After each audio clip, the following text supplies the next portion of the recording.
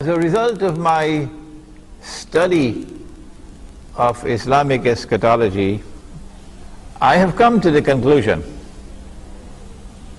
that we now live in a world in which if you are not faithful in your worship of Allah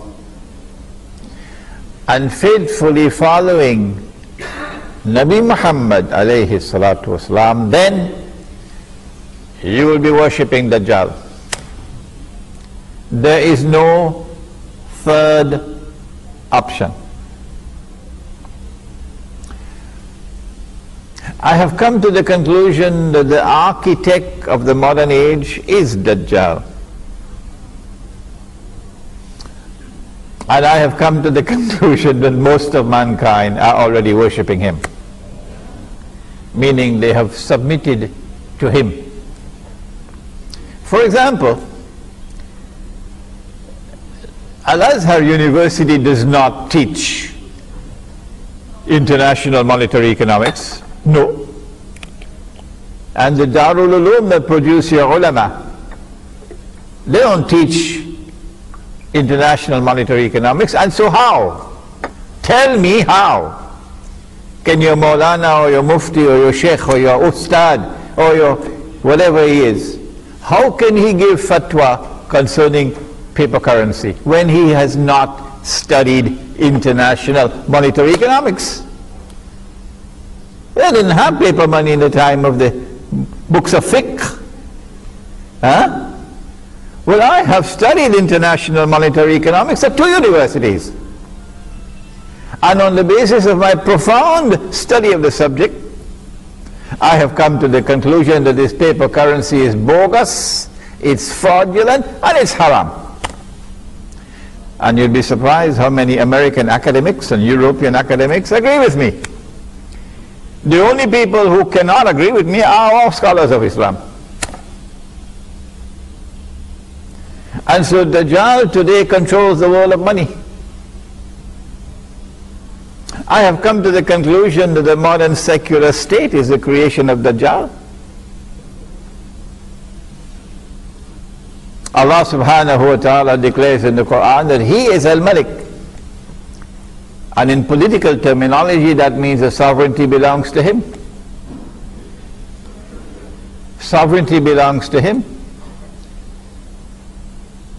And today you now have a creature called the modern secular state. And those who defend it have not even studied sufficient political science to understand its genesis, its origin. And the modern secular state, which has embraced the whole world, declares that no, sovereignty does not belong to Allah. Sovereignty now belongs to the state. Well, whoever wants to accept that and believe in it and act upon it should have the freedom to do so. And when they go to the grave, they must be prepared for the consequences of that. That's all. But the rest of us will say no. We want to remain faithful to Allah and to His Messenger. And so in our hearts we long for the return of the Khilafah. The Khilafah state which recognizes Allah's sovereignty. This is our heart. In your heart you may pledge allegiance to that state. In our heart we pledge allegiance to the Khalifa. That's the economic aspect, that's the monetary aspect, that's the political aspect. But Dajjal is testing us in other ways as well. The Prophet said alayhi salatu wasalam that the last people to come out to Dajjal would be women. And a man would have to return to his home and tie down, meaning coercively restrain his wife, his sister, his daughter, to protect them from being seduced by Dajjal.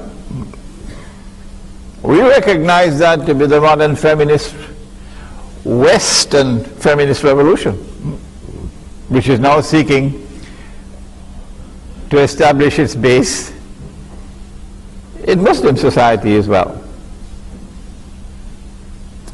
We know we will recognize that feminist revolution when it comes. The last people to come out of the Dajjal will be women.